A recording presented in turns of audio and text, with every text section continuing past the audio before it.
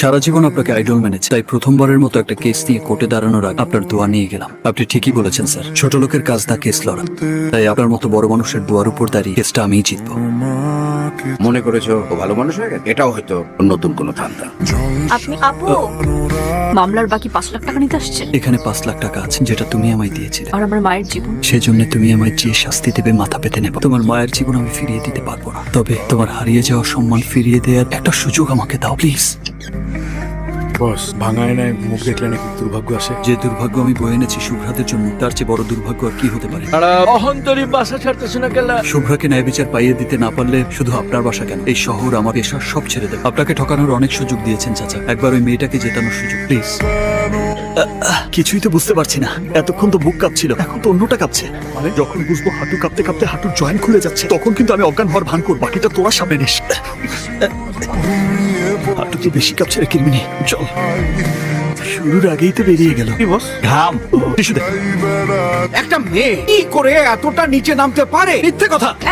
Case জেতার জন্য আপনি সত্যকে মিথ্যে বানানোর নাটক করছেন। মিস্টার নবাব, ঠিক আছে, প্রথম কোর্টে যারা দাঁড়ায় এরকম সবারই একটু একটু হয়। সরি ইউর অনার, মহামান্য আদালত, আমি বলতে চাই আমার মক্কেলকে উদ্দেশ্য প্রণোদিত ভাবে ফাঁসানো হচ্ছে। এ কাকে ফাঁসানোর চেষ্টা করছে পুলিশের রিপোর্টেই তা প্রমাণিত হয়ে। আরে পুলিশ তো টাকাকে মিথ্যা রিপোর্ট দিয়েছে।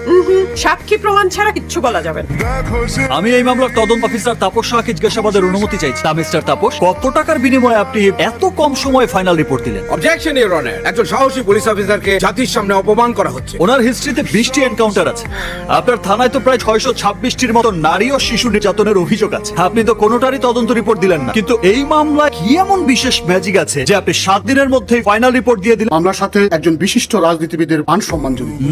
এটাই সেই ম্যাজিক মহামান্য আদালত। দ্রুত সময়ে তদন্ত রিপোর্ট দেওয়া কি অপরাধ? অবশ্যই অন্যায় যদি সেটা ভুল দেয়া হয়। তাপস সাহেব মেডিকেল রিপোর্ট এবং ঘটনাস্থলের প্রত্যক্ষ সাক্ষী 161 ধারায় জবানবন্দের ভিত্তিতে রিপোর্ট দিয়েছে। আমি সেই প্রত্যক্ষ সাক্ষী চা বিক্রেতাকে কিছু প্রশ্ন করতে চাই। সেদিন আপনি কি দেখেছিলেন? আমি কিছু দেখিনি, সেইটাই পুলিশকে বলছি। তা আপনার দোকান থেকে যে জায়গায় ঘটনা ঘটেছিল তার দূরত্ব কতটুকু হবে? এইখান থেকে ওই মাথা পর্যন্ত।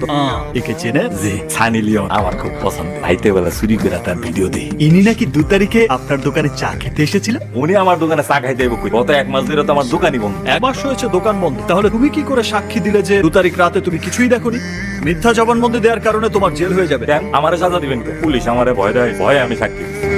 বিজ্ঞ আদালত, যা এখন সম্পূর্ণভাবে পরিষ্কার যে পুলিশের দেয়া তদন্ত রিপোর্টটি সঠিক নয়। অদ্ভুত আমাদের এই সমাজ ব্যবস্থা। যে নারী ধর্ষণের শিকার হয় তাকেই সমাজ থেকে আমরা বিতাড়িত করে দিই, আর যারা অন্যায় করে তারা বুক ফুলিয়ে ঘুরে বেড়ায়। মহামান্য আদালতকে বলবেন সেদিন কি ঘটেছিল আপনার সাথে? জানোয়ারের মতো আমাকে ছিঁড়ে খেয়েছে। আচ্ছা বেশ, শুভ্রা, ঘটনাটা কখন ঘটেছিল? 12টা 10